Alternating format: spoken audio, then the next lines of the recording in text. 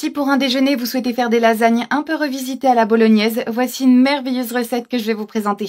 Pour commencer, vous allez ajouter 2 oignons blancs hachés dans une poêle avec de l'huile. Et vous rajoutez 4 gousses d'ail hachées.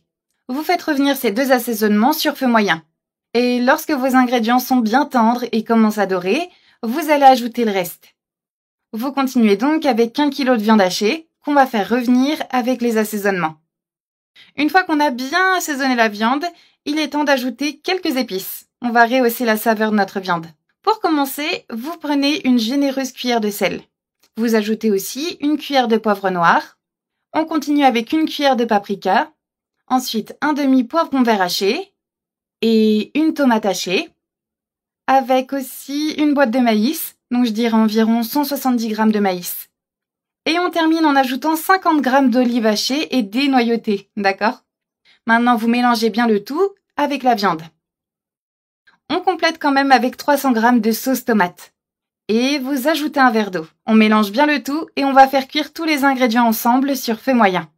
Vous couvrez pour accélérer la cuisson et on va laisser cuire tout ça pendant environ 10 minutes.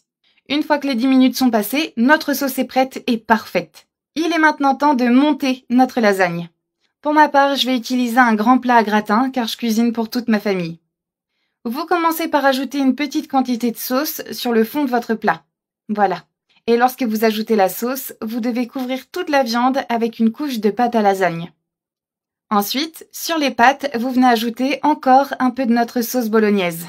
Je vais ajouter des tranches de jambon et de fromage sur la viande, comme ceci. C'est complètement optionnel, mais je trouve que ça rend vraiment bien avec ces lasagnes-là.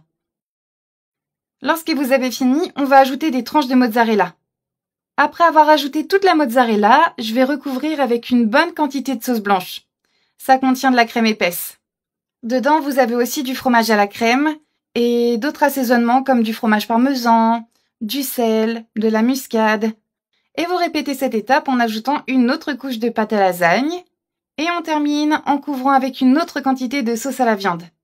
Vous allez voir que cette recette, elle est parfaite pour toute la famille. On étale bien la viande jusqu'à ce qu'elle couvre toutes les pâtes à lasagne. Voilà. Je trouve ces lasagnes vraiment différentes de d'habitude, mais surtout elles sont incroyables. Et on termine en couvrant la viande avec une généreuse couche de tranches de mozzarella. Vous le faites cuire à 200 degrés pendant 40 minutes. Et voilà, nos lasagnes sont prêtes.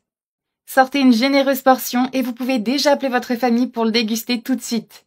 Je garantis que cette lasagne va plaire à tout le monde. Elle est vraiment incroyable. Préparez-la chez vous et vous serez surpris par cette explosion de saveurs. Une recette délicieuse comme on en voit rarement. Allez, dégustez-moi ça avec toute votre famille. Sinon, vous pouvez aussi le servir avec des bâtonnets de pommes de terre. Je trouve que c'est excellent. Allez, bon appétit tout le monde!